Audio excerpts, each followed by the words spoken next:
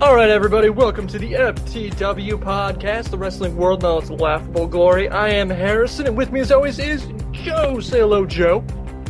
Hello. Rob. Say hello, Rob. Hey. Kevin. Say hello, Kevin. Wow, you're lame, Joe. Yeah, I know. And live from the Limp Podcast, Scott. Say hello, Scott. Hi. Garvin's man on the boards. We're still looking for some good show intros and to up the ante. Any intros sent in will be entered in for a drawing to win a free FTW podcast t-shirt. So continue to send those in by calling 313-444-FTW4. That's 313-444-3894. Or you can email us an audio file to questions at FTWpodcast.com. D works as well. Yeah, just remember to include your name and email that we can get in touch with you. If you're new to the show, check out FTWpodcast.com for more about us and how to get involved with tonight's show, as well as upcoming shows. You can reach out to us on Twitter, Facebook, voicemail, text message, and email. We'll be bringing your comments and questions throughout the show, so if you want your voice to be heard, that's how you do it. Tonight's live chat can be found at ftwpodcast.com/live. Always fun discussions going on in there. And you can also email questions at ftwpodcast.com. And if you're on Twitter, use hashtag FTWLive. We'll be reading all your messages on air throughout the night. Well, we'll be reading some of your messages because some of them are rather vulgar and use penis a lot. Once again, folks, it's time to bring up the FTW Hall of Shame Class of 2012. 2 weeks ago, as per the suggestions of our friends on Twitter and Facebook, we unveiled our plan to create a Hall of Shame, that elite group that will be based on the judgment of us fans. The official ceremony will take place Saturday, March 31st. The first week, we asked for nominations of Worst Wrestler, got a bunch of great names. Last week, we asked for the worst staff members, and now the nominations are just that, nominations. They may make it, may be spared for another year. That'll be up to you, the listeners. As we'll be posting a poll a week before WrestleMania pre-show, which will air live that Saturday. So, for the worst staff members, the nominations are Mike Adamle, which was a WWE commenter and GM, Michael Cole, the current WWE commenter, Vicky Guerrero, Stephanie McMahon, Eric Bischoff, Jim Hurd, who was the WCW executive VP and the man basically credited for firing Flair when WCW was in his prime, if you don't know who he is, and Vince Russo. I mean, basically, it seemed like the only reason we have a Hall of Shame is just to stick Vince Russo in it. You can still send in nominations, as we'll be accepting. Well, that's how it felt. We'll be accepting those for another week, and we'll also be accepting nominations for worst wrestlers and for worst managers. However, this week we're announcing that we also have a staff wing. So just keep everything coming. Owners, GMs, writers, managers, on camera, off camera, just keep them coming. It's going to be fantastic. Our question of the week last week was, where does the U.S. champion Santino go from here, and does he deserve to be champion?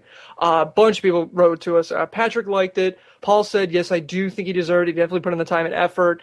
And he could see it going through WrestleMania. Bunch of people going, basically everybody thinks he deserves it because of, how hard he's worked and how over he gets with the crowd.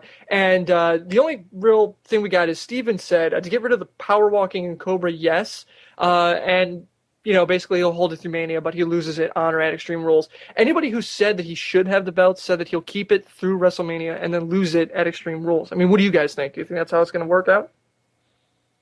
Be surprised if he drops it that fast. He's only had it for, what? 2 weeks? Yeah.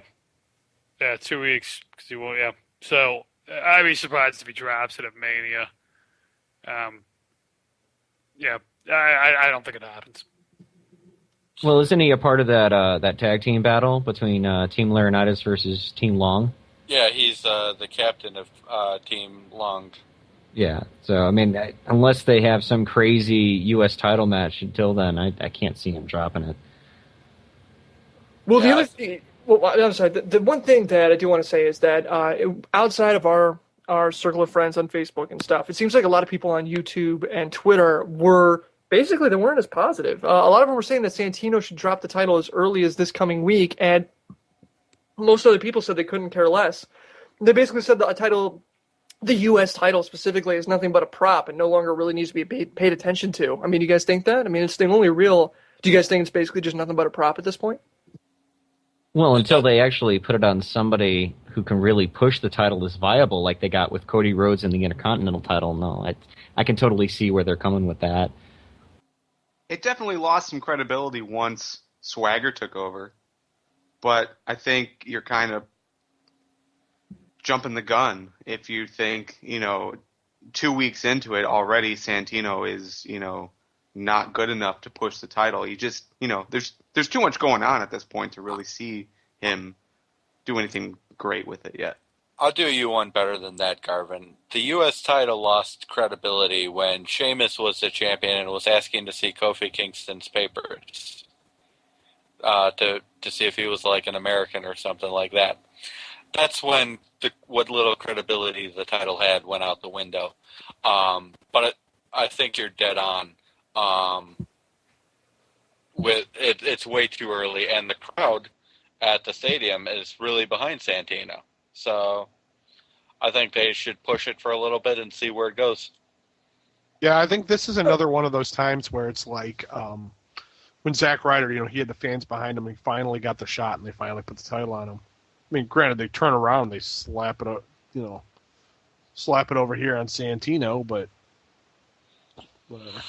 Yeah, okay. Well, also, you can also ask us questions by emailing questions at theftwpodcast.com, or you can send us a tweet to @FTWpodcast, or post on our Facebook wall, facebook.com/FTWpodcast. Hugo Boss 87 asked on Twitter, 10 years after the Icon versus Icon match at WrestleMania 8, is Rock Cena on a level, or maybe bigger than Rock Hogan? And is this even debatable? I said my piece when we had our WrestleMania Super Show, where we said, I think the consensus is basically no, it's not, because, Cena's basically at the top level of the company and has been for a while. I mean, if this match was 2 years ago, 3 years ago, then maybe. I mean, it's kind of too late now, right? Yeah.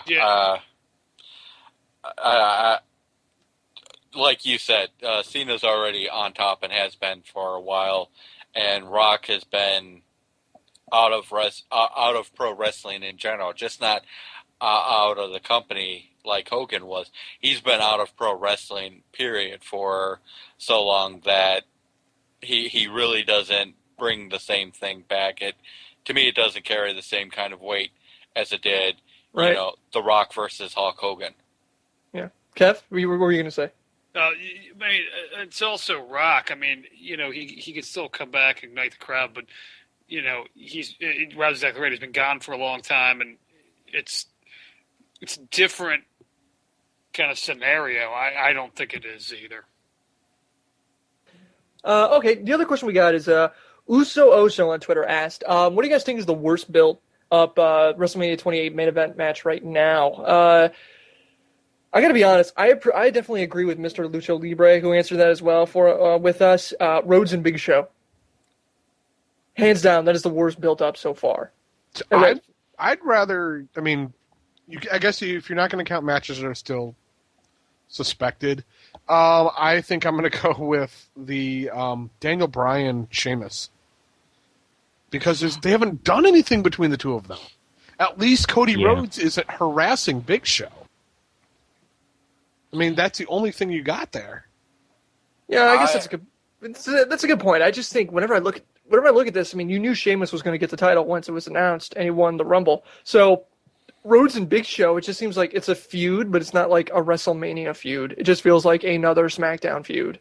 Not everything can be the main event. As much as WWE's pushing every match as the main event. Live chat, I'm going to give you guys a heads up. Get ready to boo me. Triple H and The Undertaker is the worst main event so far. Really? Yeah, they're bringing in Shawn Michaels to try to boost it. Okay, yeah, okay. I don't want to have another 10-minute argument about this. We don't have time. But yeah, Rob. Rob has an opinion. He said it a couple weeks ago. You guys had the lumberjack fight, so okay. I'm just going to say you may not like the way they're doing it, but at least they're giving it time. Yeah, that is a good point. That's the only clincher there, Rob. Sort of, but every night. They started way too late. Yeah, but they started way too late. I don't think they still haven't started Cody Rhodes. It started Sheamus and. The question was, what do you think is the worst built-up main event right now? out of the main event matches, I think Triple H Taker is the worst of them so far. I don't. But Rob, every match at WrestleMania is a main event. God. Live chat. I keep forgetting that, Scott. I keep forgetting that. Live chat is saying, I think that will be the worst WrestleMania match to watch, but it is built better than Sheamus and Bryan, which is basically, a pretty fair sentiment. That's, yeah. Okay, so Brian on Facebook asked, I think there's a small chance that Shawn Michaels comes out of retirement for one more match at next year's WrestleMania against Triple H, not 28, 29. If so, how would you feel about it? I would love to see it. I still think HBK retired a little too early. Personal opinion, of course. I would hate it only because it takes away HBK's credibility. Like, I understand that previously he did retire because of his back. When he realized that he could come back, he was good enough to come back, and he came back and did a run, fine. You've been inducted in the Hall of Fame. You're done. You're done. You retired, you were inducted. Please be done. Don't be. You can't pair him though with the likes of like Hogan and Ric Flair though, who were in the Hall of Fame and then decided we're going to work for another company and wrestle matches there. Then why retire? That's what is wrong? What is honestly wrong with having one more match? What is it honestly going to break? Because you're retired. Scott, the reason why is what's wrong with having one more Indiana Jones movie? Right. What's wrong with having 3 more Star Wars movies? Now it's time for Rocky 5,000. Yeah. Why didn't you stop at Rocky 4? There is a reason why you quit while you're ahead, and Shawn Michaels is ahead. He comes back, and I can tell you right now, that match is not going to be nearly as good as because we're gonna look at that. And all we're gonna do is compare it to his last matches with Taker and Triple H and everything, and he's not gonna have it. And it's just just go out top. I'm not. Scott, I'm not saying he wouldn't do a good job. I'm saying I don't want to see it because I want him to be able to stick. Hey, no, you know what? That's all fine and dandy, but when you got matches like The Rock versus Cena, and you got The Rock choking like he is almost every week, I mean, I can't see how that match between Triple H and HBK would be less entertaining than having Cena versus Rock. It has nothing to be about entertaining. Do I want to see the match? Was the question. No, because I want him to have some credibility. Saying yes, I'm retired. I just don't see how it could truly lose his credibility by having a match. It's not like... You lose credibility when you say, and we were talking about this on the WrestleMania show roundtable too. You lose credibility when you say you're retired. You're fucking retired. You stay gone. It wasn't like and also from the live chat, brought up a really good point. If you retire voluntarily, you can come back whenever you want. Shawn lost through a retirement match. That's such a poor comment. I'm sorry. Here, Robert. The slight flaw in that is, so did Macho Man to Ultimate Warrior. In the next WrestleMania, he was in WrestleMania. He was in WrestleManias for like three more. I know, but no. For me, it's just you said you were retired. You're done. You're done. You're done. You rode off to the sunset. You're good. Yeah, it's just the circumstances in which he went out. But this isn't baseball. This isn't football. This isn't when you retire, you're done, you go home, you get fat. Wrestling has always been at least open to the fact that if you do retire, you do have that option to come back for at least one more match. I think you guys are so desensitized by the people like Hogan and Ric Flair, who basically took their retirement, used it as toilet paper, and wiped their ass with it. But do you want to see that happen to Shawn? I don't. You think that's honestly going to happen if he does one more match? And all of a sudden, he's back on the roster and he's going to wrestle every week. Where does it end? I don't think so. I don't think so. What happens if he and Triple H have a really great match? Now, all of a sudden, you've got fans like you who, hey, HBK still got it. Maybe we should have him back. And it's way too hard. It is way too hard in pro wrestling to come back. No, it's not. Because you have a match that happened about a few years ago at WrestleMania. It was Chris Jericho versus Roddy Piper, Jimmy Snuka, and Ricky the Dragon Steamboat. Now, in that match, don't get me wrong, Snuka clearly should not have been in that match. And Roddy Piper, yeah, he was bad. But Ricky put on probably one hell of a match that most of those young guys could not have even imagined. Now, granted, he did wrestle another match after that, but he didn't come back full time. And while people did see him work and did want him to come back, he did bow out respectfully. So for you guys to sit there and say that HBK would come back full time if he has one more match, I'm sorry, I just don't see it. I think it's too close to when he retired for that one more match thing to go the way you're going in your scenario. Yeah, wait a couple years, maybe, and then maybe have him come back if needed. But so you would want him to age further and get to a point where he might not even be able to actually hold a match? I don't want him. I don't want him clearly to come makes back sense. at all. I don't want him to come back. That's good for you. Congratulations, you have an opinion. That's fantastic. But I don't agree with it. Well, that's fine. That's fine, but that was the question. We answered it, and you're getting mad at us. I'm getting mad because you guys are ganging up on me here. You're the Welcome one to the show, Scott. You know we don't like. Never mind. We don't like new people. You're from outside our camp, so yes, you're going to be the first one that gets burned at the stake. Show how many times? I was even in the freaking theme song for one episode. I'm not new. I'm not new. All right, last question before we move on to Impact. Yes or no? Krimowitz on Twitter asked, if you could make out with any diva, who would it be and why? One word answer, don't explain why, I don't want to hear why. Just who would it be? Go, Scott. Wait, what? Wait. One preface. Do they have to be current or can they be past? Diva, current diva. You have to make out with, you are locked in a room and Vince McMahon is holding a canvas bag and is saying, or he has a lever. He goes, I'm going to pull a diva in here. You got to make out with her. Who's it going to be? Scott. Give me one of the Bellas. Rob. I don't know. You guys suck at this. Kevin. Okay. Joe, who would you? Smart ass. Hey, you're not hosting the show. Kevin. I'm stressing it to be knockouts, too, so I can make out with Mickey. No, you can't. It's I don't care anymore. Rob. Well, shit, if we're going to knockouts... Oh, my God. I'm going to go Christy Hemme. Oh, nice pick, Rob. I forgot all about her. Thank you. Does Santino count? No. Damn it! I was going to pick Kelly because I'm going to pin her fucking arms at her side. All right, time for Impact. No, I would. Beach and arm wrestling match. Well, no, I'm just saying, usually when I make out women, they have a tendency to throw their arms in the air and scream. I just want to put them down to the side and go like a bear hug. Rob. That hole is not her mouth, Harrison. Rob, favorite thing about Impact? Go. My favorite thing about Impact, I really liked the Zima Ion Austin Aries match. Thank you.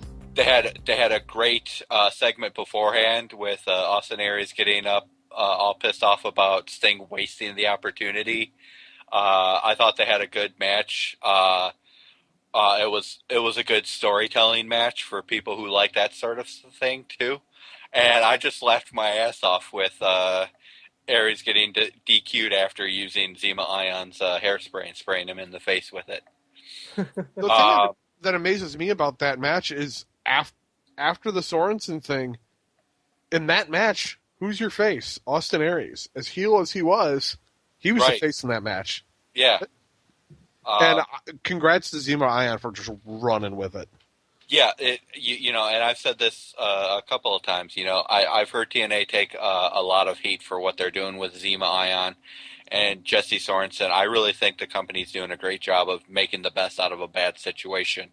Both Zima Ion and Jesse Sorensen were having trouble with their personalities, with their gimmicks that they portray, and now TNA is giving people a reason to root for Sorensen, and they're giving people a reason to hate Zima Ion.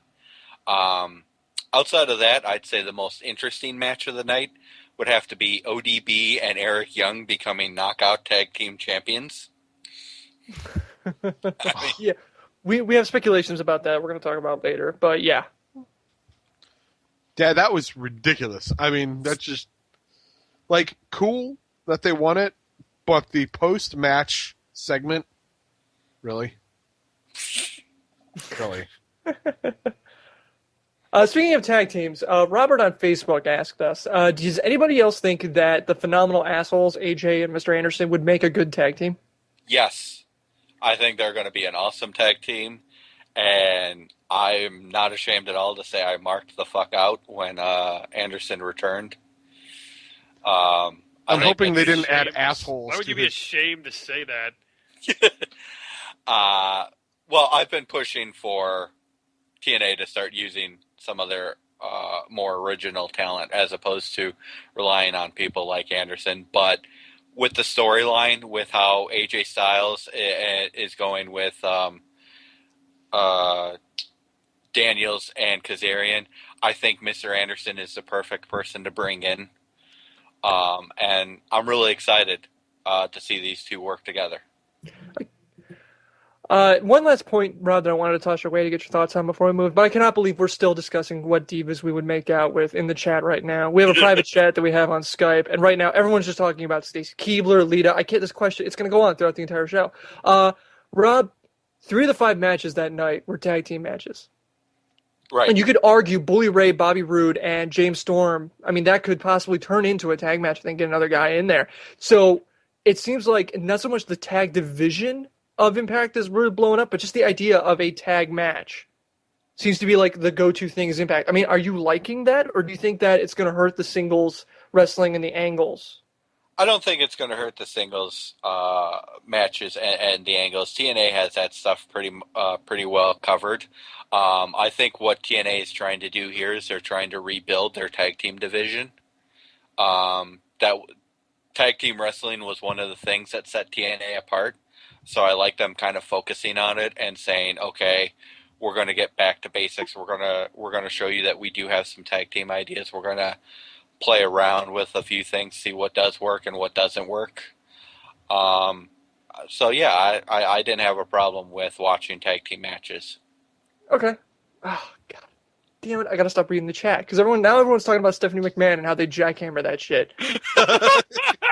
And I want to point out, I think Olif is a great term for Linda, old lady I'd like to fuck, as opposed to MILF. Olif, I like that. Dude, Triple H had so much Roy's, this shit is like 2 inches. Really, Scott? Really? Right now, she's a gilf. Gilf grandma I'd like to fuck. Do they have kids?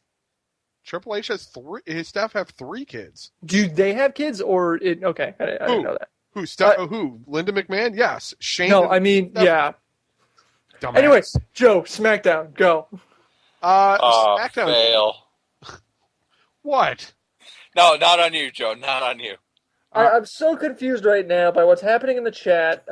Joe, just go. Just save me from this. Just like your sexuality, dude. You're so confused about it. Stop talking about banging the McMahons in the chat, everyone. Seriously. I don't care. Vince, Linda, Stephanie, Triple H, I don't give a shit. Up. Shut the fuck up. All right. So Santino Marella faces Jack Swagger in a steel cage for the U.S. title to start off SmackDown. I was just like, what the hell? Santino Marella in a cage match to start this off. And Santino Marella retains by falling out of the cage door. But it was a good match. It was very entertaining. It's helping build Santino away from the comedy role, even though there was still some of that in there. But it's starting to move him away from that. And he's really pissing off Jack Swagger and Vicky Guerrero, so that's a good thing. Drew McIntyre looked like he was going to be facing the Great Khali. And turns out he actually had to face the Hornswoggle. Beat the crap out of him so much, referee had to stop the match. Mark Henry beat Ezekiel Jackson. Kofi Kingston and R-Truth beat Epico and Primo non-title match, not in a title match, you know.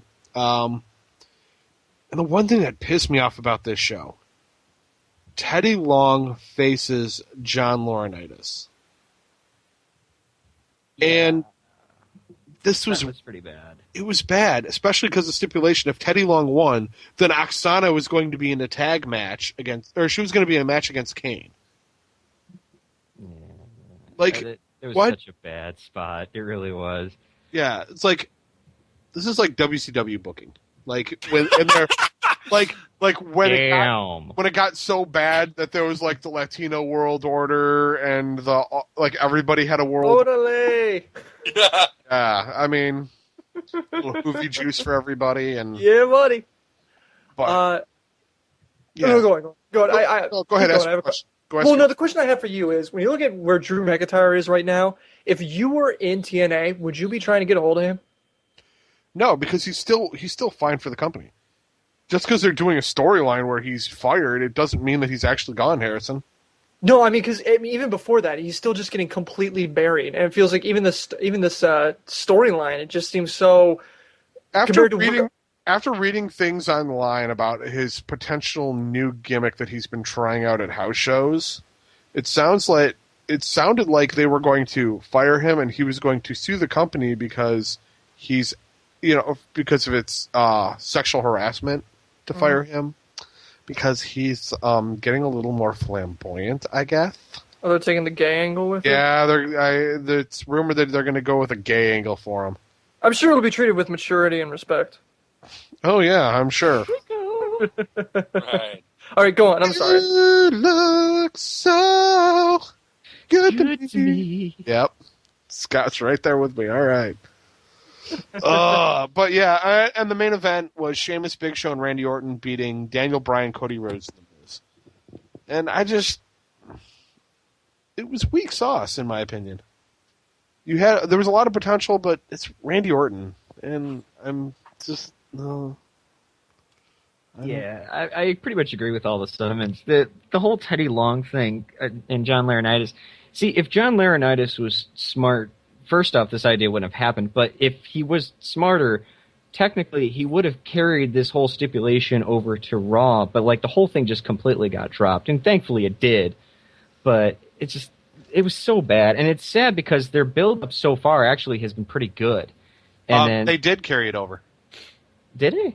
Yes, because there was the Santino and Oksana versus David Otunga in a mystery opponent match. No, I'm talking about having Kane take on Oksana at Raw. The gimmick is carried over, and that's how it should be. But like I said, I mean, the build-up has been pretty decent so far. It's actually entertaining to watch John Laurinaitis up until SmackDown. And then it was just kind of like, this gimmick is stupid now. Yep, I stated last week I was really excited to see what happened. They just laid a turd and a half in the ring. Yeah. Fair enough. Yeah. So, I mean, that's SmackDown. Okay. Cool. Kevin, run us through Raw, buddy. From top to the bottom, what was your favorite thing about it? Well, first of all, I might defer to my Cleveland colleagues to see what they thought since it wasn't their hometown, but I'll go through the card and tell you. Cena comes out starting off with the old Cena gimmick, which personally I thought was pretty cool. Going back to the jersey and the throwing up the hand symbol and, putting Rock on blast for the first 5 minutes. It was pretty impressive. I'm a big rap battle guy. I certainly prefer my post-punk alternative lifestyle, but pretty impressive. Good job, Cena, and good job proving out the chicken shit comment as well. WWE backstage people. Yeah, that was a horrible attempt at censor because I mean, yeah, he doesn't say it, but they keep the camera right on him, so anybody with any degree of lip reading ability at all knows exactly what the hell he said. Well, there's not a whole lot you can do there. I mean, you can't really blame the camera guy. There wasn't a whole lot you could do there, but they wanted to do it. So. Yeah, that was intentional. I understand that, but because we're talking about it right now, which is what they want. If we're talking about realism, it was something that he quote unquote did off the cuff, which obviously we know that wasn't the case. But you can't blame the camera guy. That's not the point. Let's see. So Cena puts him on blast. Good start to the show. Sheamus and Dolph had a good match, except one botch where it looked like Dolph couldn't get up for like a move, and they just kind of. But at least they made the best of it. They kind of just slammed him to the ground. That broke. It was brutal. God, yeah. Yeah, that was just I thought that was a good match. I was impressed. Well, and that throw into buries about 5 guys, and that him back at the wrecking machine angle. And the thing that impressed me about the Ziggler match was how well he hung in there in like an all-out brawl with Sheamus. I mean, he threw Sheamus into the to the announce booth, and then at least 5 times after that, they showed the huge welt that had left on Sheamus's back. So I thought that's what happens when he has no pigment. Let's be honest. He's going to see that till like SummerSlam. That was pretty bad. Like pretty bad welt in the back. So it was, but like I said, I thought it was cool because even in losing, it gave Ziggler a big push too. showing that, he could get it. He could handle, just an all-out brawl as well as your more finesse-style match. So, in my favorite moment of the night, the return of Brodus Clay. Oh, yeah. Stories. Oh, yeah. Sitting here in my living room like, so I call my mom. Good stuff. Squash Mahal, which is always fine with me. Anytime I see Jinder Mahal get squashed is always a good time. Yeah, that's it, Harrison. It has nothing to do with the fact that I think he sucks as a wrestler. Shawn and Undertaker have their segment. Thought it was pretty good. Save Undertaker changing WrestleMania to April 21st. I really hope everyone who bought your tickets, you better go back and, they better get a refund for that, because if Taker's just going to change it on them in one night. Seriously. I was like, all come right. on, guys. It's only 3 weeks. Just, I hear Miami's nice. Joe was like, Joe tweeted, he's like, oh man, my party's on, oh shit, I gotta move my party now 3 weeks. I thought that was pretty funny. Prince of the King! Punk Miz have a pretty good match, and afterwards, Jericho says that Punk doesn't drink because his dad's an alcoholic. I thought, at the beginning I was like, okay, but then the way Jericho did it and sold it I thought was good, and Punk, really seemed to show a lot of emotion. I thought it was a good job. Orton and Swagger bored me to tears. I literally wanted to punch myself in the face. And then The Rock came out and sung and got the crowd really interested. And that was it. Overall, a pretty good build up to Raw. One other thing, I forgot to mention. Once again, the Daniel Bryan AJ interview where AJ's, oh, no, I'm not mad. And then shuts up. I was like, really? That's just got AJ. Good one. Way to continue your just worthlessness on the show. Overall, I thought it was pretty good. I thought it was a pretty good build-up. It had a decent amount of matches and enough, enough promos and things and to get us ready for what's coming in a couple of weeks. Okay, I want to bring up a couple things from the live chat. One of them was was saying, I felt like I was watching Raw from 2005 at the opening. It was surreal, and he marked the fuck out when that music started playing. So anybody else when they heard Cena's old Thuganomics just was like, oh, this is going to be great. Yeah, you knew he was going to come out to that. You knew it. No, you hoped. You hoped, yeah, you didn't know. You hoped, you didn't know. If he was going to rap, he's coming out to that. All right. A couple other things. One, Brodus looked pissed during his 15-second match, apparently. I didn't notice it, but, they got to do something. Like, Joe was talking, had an extensive conversation on Twitter during the show about how they have to do something with Brodus because they can't keep doing 20-second matches like this. And he's right, they can't. Or else, basically, all we're doing is we're paying for the theme song. I was about to say, his entrance is like 3 times as long as his matches are. Well, that's the whole point. It's the theme song is what we're buying. So maybe a more angry version. Joe, do you think that would work as far as moving the character? Yeah, if they're going to give him longer match, I don't care. He can still stay as the Funkasaurus and not be angry. He just needs to have a longer match. Okay, or a match against somebody with some credibility. That's who. Who it would have to be. That's who? The problem. Is like the problem I have with this is that the longer they stretch this out, the worse that first match is going to be, because it's going to be like there's going to be the one guy. It's not like Goldberg. It's not like he's that. So you know what? Give him the swagger. Clay swagger. That's the thing. It's like you're running a fine line. If you worry, I don't know, burying Swagger, making everybody hate the match because it went too long. I don't know. That first match is going to be he's got to have one hell of a match. culture. Yeah, that's true. If you want to set him up on a match that you think that you really want to have a spectacular match with, you can set him up with Ziggler, but Ziggler's going to put him to shame. Yeah, that's the problem. It's going to be one hell of a cold shower, and it's going to be just. That's why Swagger's a better option for it. I would say either Swagger or maybe somebody like The Miz, who's not getting as high, who's not being used as highly as he used to be. Okay, how about this one? Garvin tosses it out there. I want to kick it to you guys. Brodus versus Santino. Nah, No. they don't want two faces. That's too silly. No. That is Scott's got a point. That is kind of like comedic overload.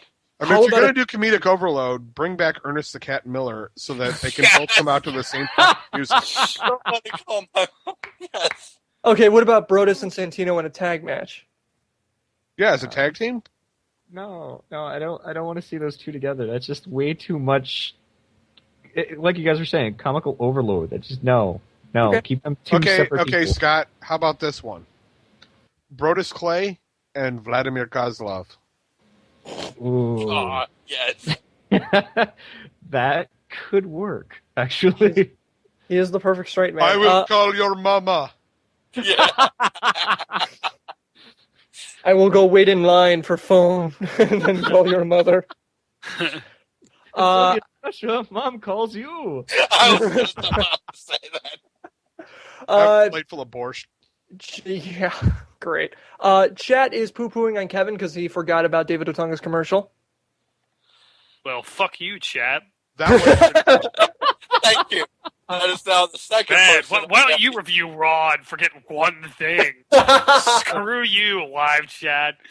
That is now the second person of the FTW cast to openly insult the live chat. Nobody insults their fans like we do. Tappity, I mean, this is a well-known fact. Tappity, tappity, tappity. Dear Harrison, why do you have Kevin on the show? Tappity, tappity, tappity. That's why. Enter. Can I honestly ask this question? Who really cared about that commercial? I did. Obviously not me. Really? I just want to know what he's drinking in that mug all the time. Oh, yeah, that's like a Black Russian in there or something. That's fucking racist. Here's the thing. I ride a motorcycle all the time, so I actually have a lawyer's number in my phone. David Otunga just became that replacement. I'm going to have his Twitter thing on there, so when I get into an accident, and it's going to happen, I'm going to do that. I'm going to Twitter him and go, a bus just hit me, save me. Oh, Garvin, great point. Brodus and Vladimir, Black Russian. It comes Nice. Nice. Right. Well done. But Well that's our done. dessert. That's our dessert. Our dessert round. Let's move on. All right, time for the main event. Road Warrior Animal was interviewed over the weekend. The interview started to get into his history and his opinion of Sting. When they thought Sting was an icon, he said no. Sting is not the same league as guys like Triple H, Stone Cold, and The Rock. Sting will never be considered a legend or icon unless he lets his pride go and joins WWE. He needs to bury his personal issues and get into the WWE. Sting has to come over to them in order to be the guy. It's a bigger stage. Impact is one thing, but the WWE is a bigger thing. What do you guys think? We got a ton. I mean, our Facebook page exploded. I just want to kick it to you guys. What do you think? Really? Yeah. Okay. So you've got a guy in Sting who has never gone to the WWE, but he helped WCW pretty much kick WWE's ass for a good few years. He's made himself incredibly well known without ever having set foot in the WWE. I think Animal is full of shit here. Sting is an icon, and he didn't need the WWE. He didn't need the huge conglomerate corporation to push him to do it. Instead, he needed Ted Turner and his network. Yeah, his conglomerate, yeah. But no, Rob's exactly right. When Sting was at his best as the super face, WCW was killing WWE. And when he came back as the Crow gimmick, I was flipping over every time to catch him, falling out of the rafters, taking people out. No, this is ludicrous for him to say that. He did it on the biggest stage. He carried that company when they were crushing WWE at the time. And Sting does everything that a great, iconic wrestler needs. He can give you a hell of a promo anytime you need it. He can put younger guys over, and he's got skill in the ring. There's no one area that Sting is really weak at. Yeah. Listen, I'm not saying this because by any means I'm trying to downgrade Sting. Sting is an icon. I'm going to flat out say that. But your guys' biggest point is his tenure in WCW. NWO already had WCW in really high ratings by the time Sting came back with that Crow gimmick. But that was a heel. He was the super face that carried the company. Yeah, because there was no other faces in the company. Everyone else was in NWO at the time. I agree with that. Like I said, hold on. I'm not saying... I'm sorry. You're right. Go ahead. I'm not saying Sting's not an icon. He's an icon. You don't need to be in WWE to be an icon. I'm just saying that your point about his tenure in WCW making him that icon is not completely true because NWO already had WCW on that pedestal at that time. Well, I'm going on before... To clarify, I'm speaking before Sting came back as the Crow gimmick when he was still he did a lot of his best work before that too. Oh yeah, with his excellent feud with the Shockmaster. I was about to say his career before he was the Crow was like Ultimate Warrior if he wasn't insane. It was meh at best. Well, he was Ultimate Warrior's tag team partner for a while. Yeah, the Blade Runners. Yeah, I forgot about that. A couple things from the live chat. Who did Animal ever beat? And screw Animal. Animal was nobody on his own. Animal's just pissed he's related to Johnny Ace. Excellent point. Way to go, live chat. Yeah, he's just related. That's a really good point. Okay, I got to bring up the best tag teams of all time, seriously. All right, I have to bring up a lot of these points that were brought up on Facebook. Mark on Facebook said, "Wow, I guess if you don't sell out to money, that disqualifies you to be an icon." Don said, "It doesn't matter if he didn't go to WWE. He made a name for himself in other companies, WCW, which is why he's the icon." Maria said, "Sting is very much an icon. He's up there with Flair and Hogan. I personally don't care for them, but whatevs." He made his mark in the wrestling world. Sean says, of the big three of the 80s and 90s have to be Hogan, Flair, Sting in that order. He is the one rarity of his generation. He told Vince no. Corey said definitely disagree. Dan Marino never won a Super Bowl, but he's an iconic quarterback. Thank you. Exactly. Sting is one of the biggest stars of the 90s. I go as far to say he's in the top three. Sting is an icon regardless of him never working for Vince. He was a franchise player from WCW. NWO storyline, as great as it was, and as great as the group itself was never about Hogan, Hall, and Nash taking over the company. It was about Sting putting WCW on his back and defending the company in a very cool and edgy way. It was also about the symbolism on the part of Sting, a.k.a. a WCW guy, fending off against ex-WWF guys on a weekly basis. And that's exactly counterpoint to what you were saying, Scott. Yes and no.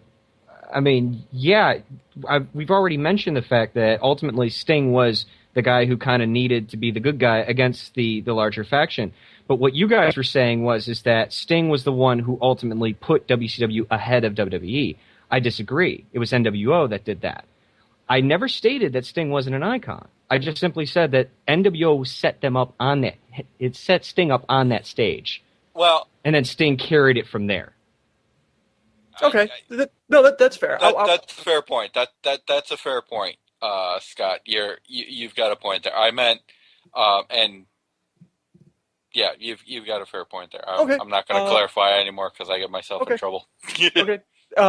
Michael on Facebook said, "Jealousy always get haters to say dumb shit." I would think it would that not ever leaving. Well, and showing his dedication to one company, his loyalty and respect for all generations of wrestlers is what makes him an icon. Milton on Facebook said, typical trash talk about TNA and Sting. Animal needs to get a clue. Sting doesn't have personal issues with WWE or Vince. In fact, he's had several talks with him over the years. Sting admitted being very close to signing a few times as well. Sting is the icon, and TNA is one hell of a wrestling promotion. Neither needs WrestleMania to show why they're awesome. And Judas Judas on Facebook said it the best and said it the shortest. For what he's done to the sport, he earned the status. There it is. Well, absolutely. Completely agreed. Okay. Judas is still pissed that I said that Slick was one of the worst managers for the Hall of Shame. But he did bring up. However, Garvin, now to throw another wrench in the works real quick before we move on, Garvin brought up a really good point. It is, however, also a fair statement to say that if he jumped to WWE, he would have been that much bigger. True. Because everybody wants to see. Depending on how Vince used him. Sting versus Undertaker. Yeah, that's the one match that we will never have, that we all want. Joe's right. See it. It's true. We would never see it. That's okay. That's okay. We have to live with that. But it is true.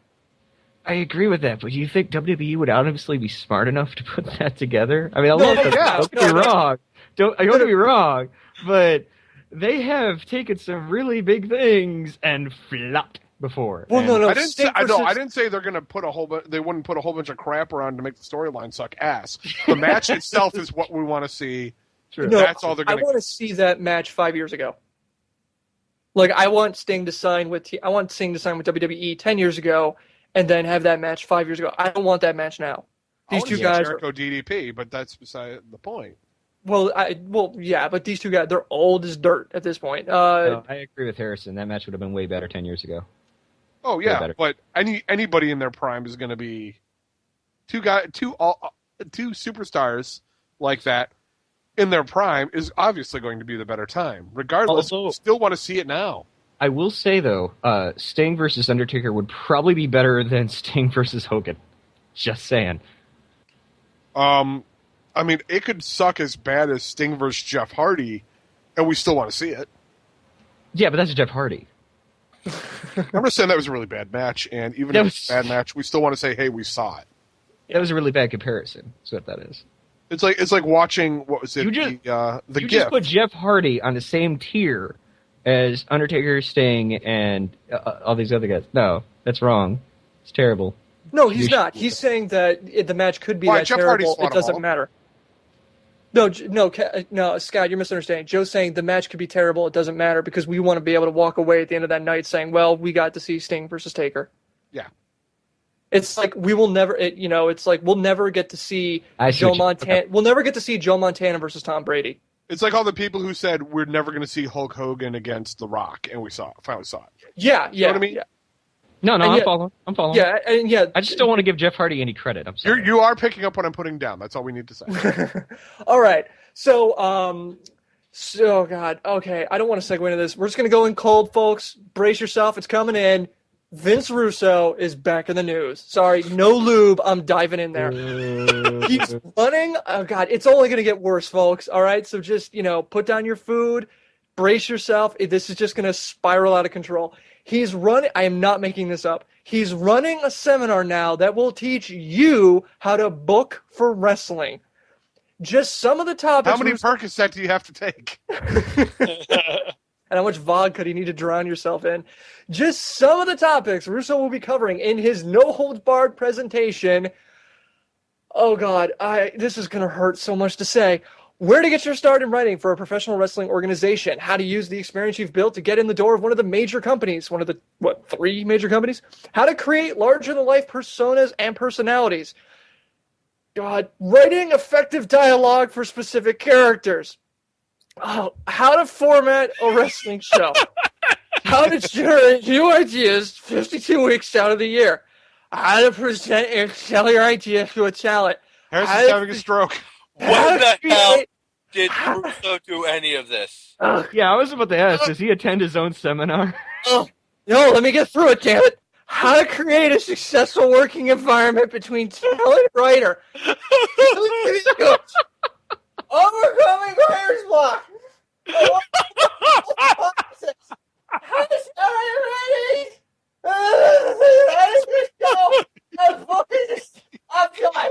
This is your brain on Russo.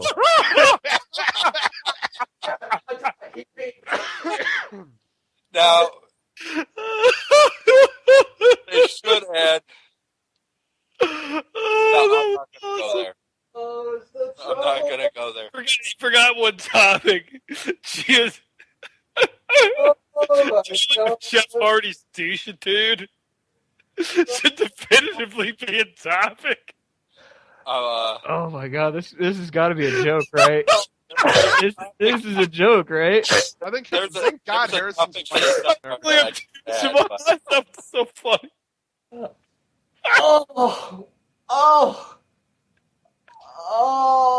Harrison just came. No. Guys, where's the step? Where's the step where you shamelessly put yourself on TV repeatedly? Where's that step?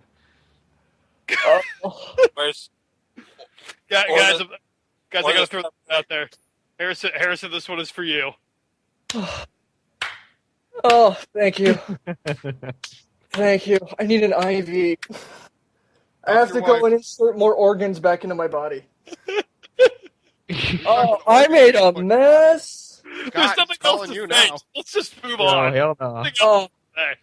Anyway, there's no word yet on when it'll be held or how much it would cost. Hopefully someone will live tweet it. You know what? Here's the thing. If you can write an email giving us exactly what you think, write us an email, let us know what you think, how you think this is going to go. Because I would love to hear what you guys think, what the number one line item is going to be when you're walking away from this. What is on the top of the brochure when you get this?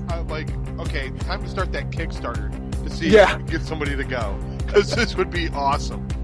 Oh, God. Oh, still hurts. Okay. All right. You guys ready for quick hits? We get it. All right. Quick hits. For those of you new to the show, each one of us is going to get 30 seconds to sound off on a news topic, or basically one. If there's time afterwards, we'll scream at each other for a little bit. Item number 1. It was announced on Monday morning that Ace vs. Long storyline will go into WrestleMania in the form of a 12-man tag team match. The winning team will give their respective leader complete GM control over both Raw and SmackDown. First, who do you think we will see win? Second, who do you want to see win? And third, how does Triple H firing Ace fit into this? Joe. Going to the first question, who I think is going to win? I think it's going to be the heel team. I think it's going to be Johnny Ace's team. I think that they're running short on Teddy Long. Who do I want to see win? I want to see Johnny Ace's team win. Okay. And see, how do I see Triple H's firing fit into this? Well, now it's kind of like the rebound now. He's like, well, fuck you. Ha-ha. You fire me? I've got 2 shows now, bitch. Ha-ha-ha. Okay. Rob. You've got to do that right. If you're going to do it right, it's like, I've got 2 shows now. What? Ha-ha. I have 2 shows now. Ha-ha. Ha-ha. I think Teddy Long's team is going to win just because that way they can continue dragging this feud out until eternity. I'd actually kind of like to see Teddy Long's team win because I believe that Johnny Ace may just be the worst heel ever. And how does it fit with Triple H firing Ace? Well, it's been well established that being fired in the WWE doesn't mean anything. Okay. Kevin. 3 letters for you. Letters for you, Rob, for worst heel ever. JBL. Thank you. Okay. Good night. No, even JBL was better heel than that. Kevin's time. Quick hits. Kevin's time. Kevin, go. Yeah, I think Johnny Ace should win. I think the heel team will win because I think they want him in a major storyline. I think I want him in control. I don't know how the firing fits in. Yeah, maybe they're starting to work something around there, but I don't really know how that'll fit in. But I think that's what's going to happen. I think Teddy Long's probably going into some other role, maybe a manager or something like that in the company. Okay. Scott. Unfortunately, I do see Johnny Ace winning this. As far as who do I want to see win, I actually want to see Teddy Long win, only because of the fact that Johnny Ace still has a position in the company, even if he loses this, so they can still extend the feud if Teddy Long wins. As far as the Triple H firing, the board already pretty much nixed that, so that's about as relevant as it can be. So. Okay. Garv, you want to be on this or no? I should have asked you in the chat. I'm sorry, buddy. No, I got nothing. Okay, that's fair. Just half in the chat are Ace, half in the chat are Long. Personally, I'd rather have Stephanie McMahon come back. I don't know. I bring the laptop in. I want the anonymous draw GM answered. Damn it. This is a storyline I really don't give 2 shits about because I can't stand either of these guys on camera. They're both terrible on camera. Johnny Ace is just the most generic white guy I've ever seen, and Long is the second most generic white guy I've ever seen. But he dresses so awesome. So, yes, he does. Okay, yes. Then I want Team Long to win because I want to see more of his outfits on TV because I'm going to start taking notes. Dude, the guy has style. No, you want style. You go to Hockey Night in Canada. You check out Don Cherry. Don Cherry? I'm going to Google him later. No. Don Cherry has some of the simpest suits ever. Just move on wrestling now. podcast. Okay. They're typically like velvet plaid, it's bad. Oh yeah, Hawaiian pink shirt suit. Yeah, dude's got style. Okay. Anyway. At Matt Philly on Twitter said, it better be Teddy Long. I hate the Johnny Ace storylines. Kevin on Facebook said, who cares? All we know is this is going to be Rosie, superhero training match of WrestleMania. Nice. Mike on Facebook said, I guess this puts the kibosh on the rumor that Money in the Bank will be returning to WrestleMania. Winner, Team Long. That's actually a really good point. This pretty much cements the idea that there will be no Money in the Bank returning to WrestleMania, and it's in its own pay-per-view. On Twitter, it was unanimous that Teddy Long would win as far as who we asked. And it should be noted the teams right now are Mark Henry and David Otunga for Johnny Ace versus Kofi, Santino, R-Truth, and Zack Ryder is petitioning to get a spot on Teddy Long's team. He just posted the petition 15 minutes ago. So, beep, beep, beep, beep, beep, beep, breaking news that you're not going to hear about until tomorrow, presumably at 2. So, welcome from the past. But everyone on the chat listening live, yeah. So Zack Ryder petitioning. I bet if you follow his Twitter account, you'll be able to find out how to do it. All right, on to the undercard. Ted DiBiase suffered a broken ankle at the recent live show. It's likely that he could be out for 4 to 6 weeks at least. The guy can't catch a break, except when it comes to his ankle. Recently... Oh, that's so mean. Recently, it seems like WWE has decided to push R-Truth and Kofi Kingston as a tag team. This week, they picked up a win over the tag team champions. Does it seem like this is exciting to you guys? Just real quick. No. The idea of you're not on it. No. You're not on board, Joe. No, I'm not either. It lacks something. It's one of those tag teams where it's like, fuck, let's just stick these two guys together. There's no story to really bind these two guys together, and that's what I don't like. I can't find who has a darker shade of black. Viscerous Pudding Tit. They're both pretty dark. So Don Cherry is the guy who's apparently on Craigslist buying up all the used couches so he can make his suits. Yes. Okay, cool. Zahir on Facebook said, nope, they both need to be individual competitors. Kofi was just on his way to being a singles competitor after his tremendous performance at the EC pay-per-view. Excellent point. WWE seems to be getting more and more desperate with their tag division. I get that WWE is putting 2 and 2 together and make a tag team stable work, but we need actual tag team partners who come into the WWE as a tag team. Usos and Primo being the prime example. Sometimes putting 2 and 2 together for a tag team stable like Jerry Show and Rex versus Hawkins works, but it's just starting to look ridiculous. WWE needs to recruit more tag team stables who are in FCW, which is probably pretty fair. I agree completely, man. You're dead on. I've been saying it for a long time. Yeah, I mean, I'm a fan of the round robin on occasion, but Zahir brings up some really good points. Jeff on Facebook said, I'm actually starting to enjoy Air Jimmy. I think they work well together in the ring, and it's nice to see Truth put out some of the K-Quick moves. Even if they're an official tag team, I'd rather watch them than the Usos of Tropico and Serpico. Serpico. Here's the one thing about that name, though. The air part was Everton Bourne, not Kofi Kingston. So, Jimmy Boone? Well, Jimmy? No, Jimmy Boone, whatever. Anyway, no one in the live chat likes them either, except for one person said... Jamaican be crazy little Jimmy? They said that they would want to see Kofi and Truth, and I am 100% behind this, only if they do a gimmick change to Eddie Murphy and Arsenio Hall on Coming to America. Yes. Wow. Yes. Do you know I'm on board. I'd do it. Let's get this done. Let's do this. You know, Eddie Murphy played the old Jewish guy in the barbershop, right? Okay. I don't know how white you guys are. So, another thing, we posted this on our Facebook page, but after having a couple days to sit on it, we should probably discuss what's next. The post said, with EY and ODB being knockout tag team champions, could they go against Joe and Magnus to unify the tag titles? Yeah, what do you I think? made that suggestion. Yeah. Basically like a mixed tag team championship, or basically just the death of the Knockouts tag team championships. What do you guys think? Knockouts tag team championships need to go. Agreed.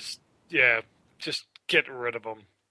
Right, but I could see them merging them at some point, having a match with tag team versus tag team. Champ versus champ, and whoever walks out, it's just they carry the main title, the main tag team title. Yeah. The Knockouts titles. Yeah, I know. The Knockouts Tag Team Championships just have to go because, the roster just isn't big enough. But I got to be honest, a mixed tag team championship belt, that's freaking interesting. But I don't just call it the tag team belt. You don't have to call it mixed. Just let anybody else go for it. If you're setting the standard with ODB and Eric Young, then cool. Have them win, unify it. And then whatever happens after that happens after that.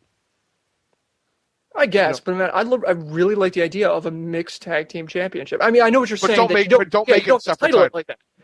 But the matches, that's what they would be. It would be a one woman, one man going up, and that would be the tag team champion. No. Here's the problem with that. Then you still have 2 tag team titles.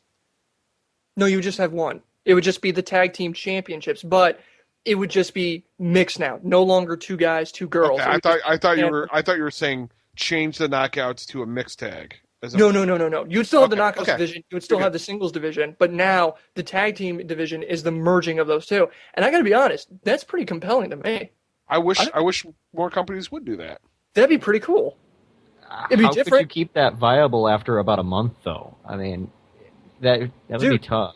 Well, that's the thing, though, but we're dealing with TNA. They got, the Knockouts roster is some of the best women's wrestlers out there, along with the male roster. We have some of the best young guys available to use for this.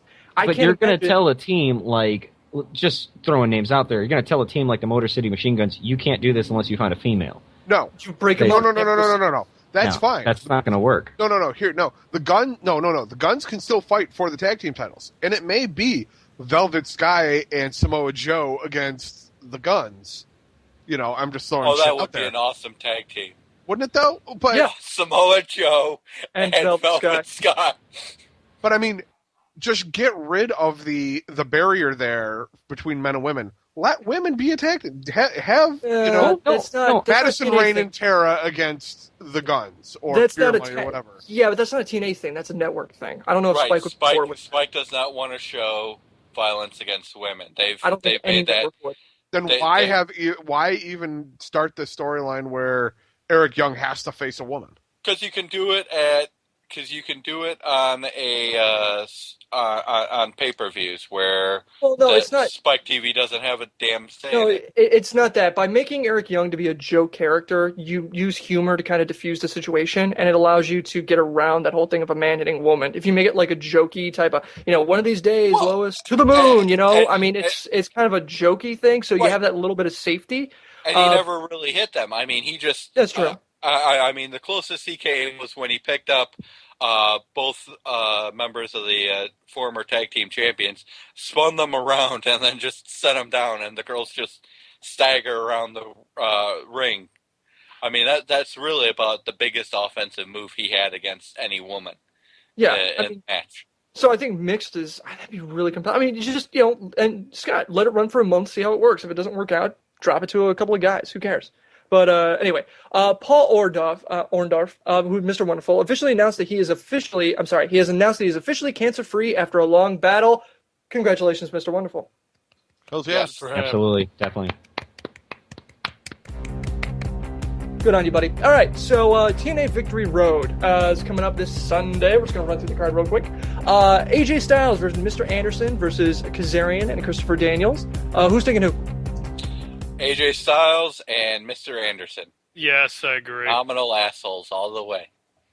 Evan, Rob, I'm taking him. Joe? Kazarian Daniels. I think Kazarian Daniels, huh? Yes, sir. And this is one of the big ones. We have that 4-way tie, so I'm fortunate to ground here. Garvin, I'll include you. It'll be adorable to watch you pick. Kaz and Daniels. You're screwed, Joe. Yep, there you go, Joe. There's one loss. No, this is where Garvin's going to come back. So what? Fifth? What? More last place? Yep. Scott, where you at? I'm going to pick Kaz and Daniels just to spite Rob. You son of a bitch. And Scott's usually pretty good at TNA pay-per-views for some reason. So yeah, for some reason. I don't get it, man. This one. All right, so Samoa Joe and Magnus versus Crimson and Matt Morgan. Crimson and Morgan. Joe and Magnus. Joe and Magnus. I want Joe and Magnus, so I hope I'm wrong. All right, Joe and Magnus for Joe, Rob, me, Garf. Yeah, I'm also going with Joe and Magnus. Ah, shit. Scott. It's definitely leading to a Crimson versus Matt Morgan feud. That's what they're building up, so that's what makes sense. Okay. Crimson Morgan. Joe's going to kill him. You're taking Crimson and Morgan? Yep. Scott? Cool. Austin Aries versus Zema Ion for the TNA X Division Championship. I really got to say, this is shaping up to be match of the night. Ion. Ion, you think? I think Ion takes it. I think Aries gets in the title picture. It's long overdue. I'm with you, man. They got to get rid of the title. I'm going to stick with Aries. I don't think they're going to give it to Ion just yet. Okay. Scott? Garvin? I'm going to go for Ion. That's okay. I'm willing to be all alone. Garvin? I'm also going with Zima Ion. Damn it. She stands alone. At this rate, because of the Garvin stank, it looks like Rob is going to win. So that's where it is right now. Live chat also has Austin Aries. Live chat. Gail Kim versus Madison Rayne for the TNA Women's Knockout Championship. I want Rayne to win this so bad. Who's taking what? I've been on Gail Kim a long time. That's the reason I think she has a chance. I'll go with Madison Rayne. Yeah. I mean, Gail Kim's great, but they just got to get the belt off her. Joe? I'm taking Madison Rayne. Sorry. I'm going to take Gail Kim, but Rob, when did Madison turn face? She hasn't. Then what the fuck? No, this is Gail Kim's keeping it. Okay. Rayne. Rob? I'm going to stick with Gail Kim. I would love to see Madison Rayne win it, but I don't think they're going to do that. Why not? Just because I don't see where... it just doesn't make any sense to me. I mean, you've got two heels fighting for the title.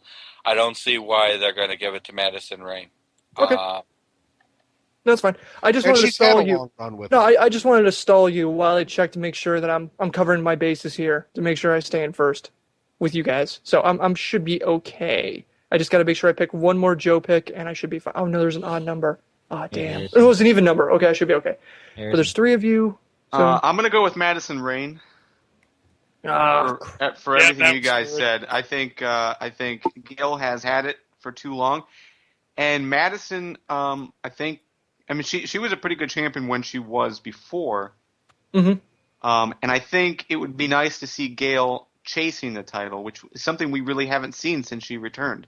It's like within 3 weeks she had the title, so this will allow us to see the opposite side of her, which is nice. Okay. Scott. Madison Rayne. Scott is also taking Madison Rayne. Kurt Angle versus Jeff Hardy. And the live chat doesn't care about the Knockouts match. That's awesome. Kurt Angle versus Jeff Hardy. Who's taking what? Angle. All right. Is anybody taking Hardy? No. Joe. Kevin, Rob, Joe. Garvin, you taking Hardy? I might as well. Okay. I don't care about this match at all. Yeah, I don't. I don't really want to see either win. All right, fair enough. Sting versus Bobby Roode. Who's gonna win? Roode. There's no way Sting wins this match. Roode loses too much credibility. Scott, you with Roode too? Yep. No, okay. Yeah, Roode. What? Okay. Garvin, you gonna pick Sting just to be contrarian again? No, I think it would be a major mistake to make Roode look weak going into his match against James Storm. So yeah, I got to go with Bobby Roode. Bobby Roode. All right, cool. You guys want to go over the projected WrestleMania card, or do you think we're good for right now? Yeah, we're good. All right, time for win. Well, okay, what do you guys think about Victory Road? Do you think it's going to be a solid pay-per-view? Because I got to be honest, TNA pay-per-view has been pretty good so far, and they're ramping up. So, Victory Road... It's a good card. Yeah, it's a solid card. It's a solid card, and watching Raw last night, I've got Dish Network. I was actually surprised to see Dish Network actually advertising it, Victory Road, outside of so TNA is starting to advertise outside of just the narrow viewership of Spike TV. So that, in addition to the quality of the pay-per-views, I think is going to help TNA out. Okay, cool.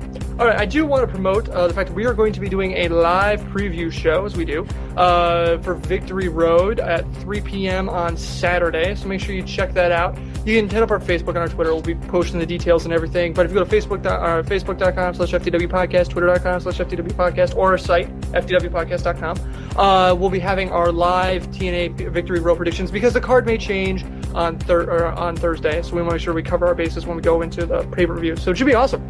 All right, time for win, fail. Your wins of the week. Go, Joe.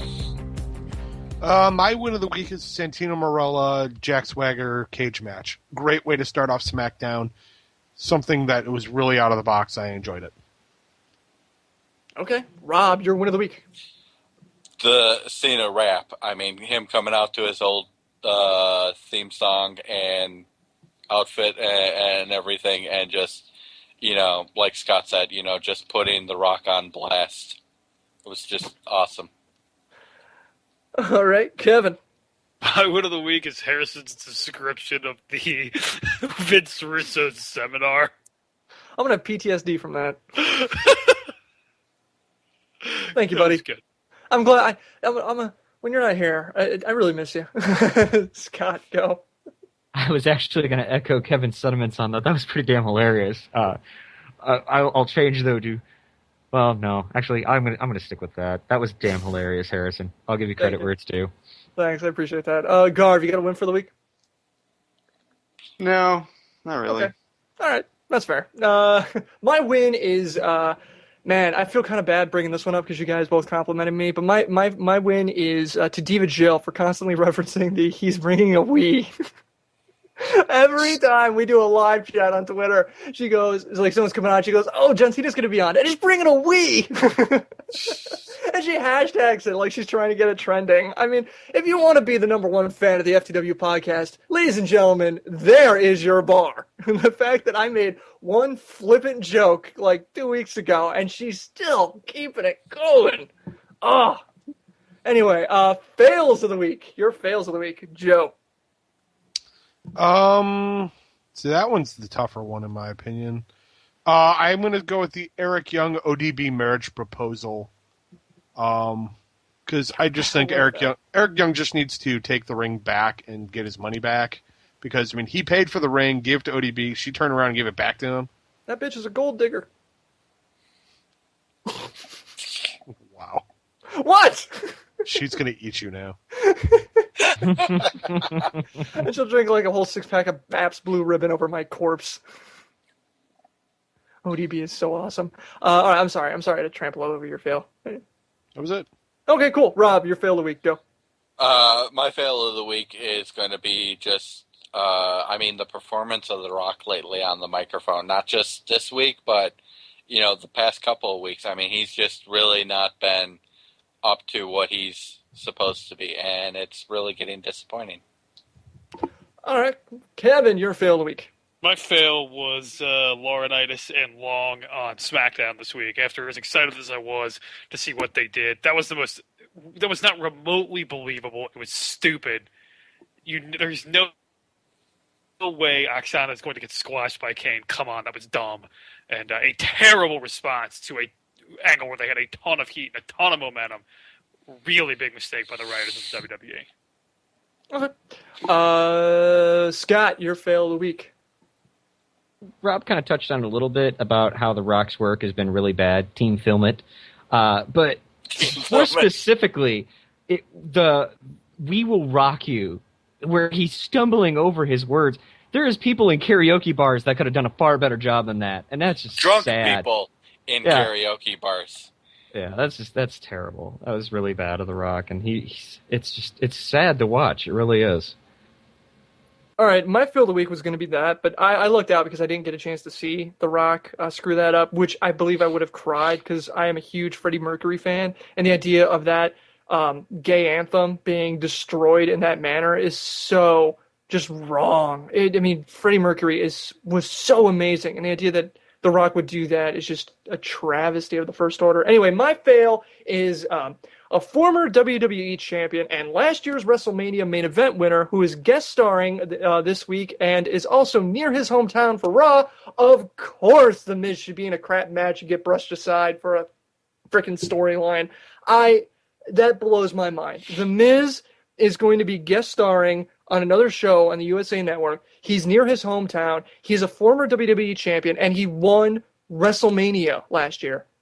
And this is what he's left to. Weeks before WrestleMania, this is what happens to him on Raw. I mean, that's the match that they give him. It's just like, you gotta be kidding me. Anyway, so that's my fail. Garvin, what are the chat room's fails? Give them the last word. Well, first, before I get to that, the whole thing with The Miz, again, I mean, you just admitted that there's 3 weeks left, so there is some time to fit him in.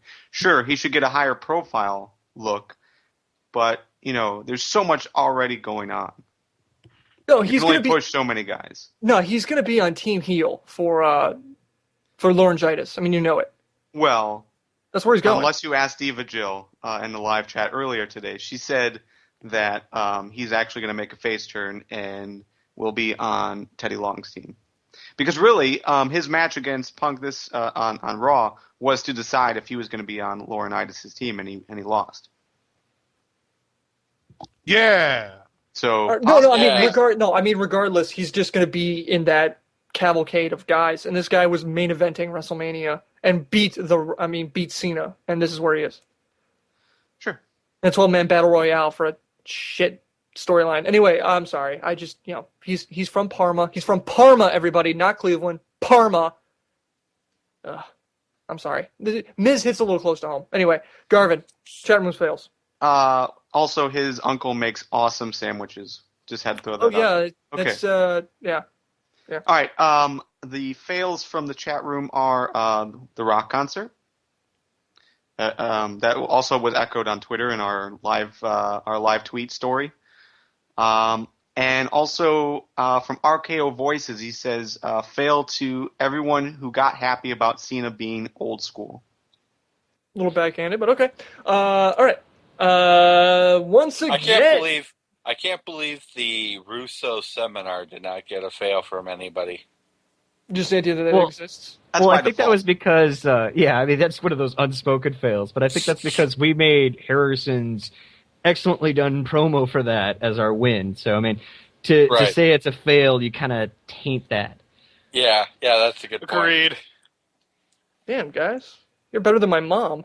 Don't get used to it. Yeah, you beat me to it. Joy while it lasts. Question of the week for you guys. Mixed tag team championships in TNA or WWE. Well, specifically TNA because it would suck if it was in WWE. But the idea of having a mixed tag team division in professional wrestling in TNA, is this a good idea? That's going to be our question of the week. Hit us up on Twitter. Definitely hit us up on Facebook. We're going to post it in both places, facebook.com/FTW podcast, twitter.com/FTW podcast. Keep in mind, Joe and I, the two smartest people on this show, both think it's a great idea. Food for thought. Not completely Shut up, Scott. Shut up, Scott. At all. Shut up, Scott. Yeah, no, it is. You're a liar. Joe, hang on. Here, the easy way to point this out. Joe, am I right? You're dead weight. I'm right. See, now you just shot both of us in the foot with that one. I didn't say anything about me, you stupid ass. Oh, goddamn. Everybody else kept trying to throw me under the bus like that. Anyway, once again, we are this week we're looking for your nominations of the worst wrestling staff of all time to go into the official FTW Hall of Shame. At this point, anybody, just if somebody that we haven't named, throw it at us. We'll announce the winners during WrestleMania 28 pay-per-view special, which will air live Saturday, March 31st at 3 p.m. Owners, GMs, writers, commentators, wrestlers, if they are on camera, off camera, near a camera, on the other side of a camera, or hit a camera, the people who make the product work, or in this case not work, you can tweet those to us, put them in the live chat, or post them to our Facebook page. We want the noms. Also, not sure if everyone knew this or not, but we have a pretty active YouTube account. You can reach us. You can reach it at youtube.com/the FTW podcast. There we have a lot of our previous episodes in full, as well as easier to digest bite-sized segments, which is always nice if you want to hear just our wins of the week, or you want to continue the discussion about something we talked about in quick hits. We also have some new exclusive content on there, including our new Saturday program, Shotguns, Saturday afternoon. Pew pew. It's another bite-sized segment where we sit down with anyone who is interested, really, to talk wrestling for 5 minutes. So far, we've had Connor from the OK Fabe show. Rob was a guest this last weekend. I was the virgin. I was the one who popped the cherry for that one, so don't listen to that one. We're getting a lot of good feedback on the show. 2 weeks in a row, it was one of, if not the most watched videos on our channel, so it seems like you guys really like it. And like we said 2 weeks ago, we'll be bringing back movie reviews. Edge has a great-looking movie coming out soon, plus there's rumors, I can't believe this, that Zack Ryder and Orton have both been shooting scenes for some upcoming films. I'm so excited. My nipples Pew! Turkey's done. So the queue will be stacked very soon. Oh, and speaking of movies, I'll be reviewing Hogan's Home Wait, what's Hogan's Home movie? Yes. Oh yeah, how do we know that? This week? What is that? In porno. Hogan had a porn. Wait, I what? haven't heard about this. Hogan porno. Wait, what? No, I am not reviewing that. Yeah. You still have 2 China porns to review, you dumbass. There's 2 of them now? Yeah. I go on one trip for just a week, and all this shit happens. I love how he goes right over Hogan's Home. What the hell is Hogan's Home movie? Okay, so I got to review. I'm reviewing Edge's movie whenever that hits DVD, which probably been about a month and a half. Hogan's Home movie. Oh God. Yeah. Hogan shopping around. There's a porn movie out of Hogan. Like him alone, or Him and 2 chicks, supposedly. all right, like professionally done, or just like, hey, I did this when I was on the road. I don't know. I don't know the details. I didn't get far into it, but you're going to review it when it comes out. Just like you're reviewing both the porno, there's the X-Pac China porno, and then there's Backdoor into China. No, I'm not doing the X-Pac one. Wait. No. We can skip the X-Pac one because there was actually a 3rd China movie where it's wrestling themed, Royal Rumble style. That one I am doing. I know that. I am going to. Okay, right. Yeah, TMZ had the photos from that. Yeah. Yeah. Anyway. Yeah, they had the guy with the rock, but I think it was a white guy in blackface. I love what RKO Voices said in chat. Hogan knows breasts. That's classic. Yeah, that guy's great on Twitter. RKO Voices is awesome on Twitter. He's one of my favorite accounts. So, yeah, as always, you can find this episode as well as our entire archive at ftwpodcast.com, facebook.com/ftwpodcast, twitter.com/ftwpodcast, youtube.com/theftwpodcast. Garvin does an awesome job cutting down our show. You got to watch it on there. Voicemail us at 313-444-FTW4. That's 313-444-3894. Questions at ftwpodcast.com is our email. Rate us on iTunes and buy a shirt. And the most recent tweet from him is Team Shiki beat the fuck out of the Team Raisin Balls of the Jose Canseco in a real fight. He almost a Puerto Rican Tito Santana. See, you have to follow that. That kind of insanity in that perfect distilled mainline syrup, you can't find that anywhere else. Oh, it's so great. Oh, it's like a sugar high. All right, so you guys ready to get out of here? See, the problem with Hogan's Home movie is that it's a home movie. It's not professionally done. So was X-Pac in China.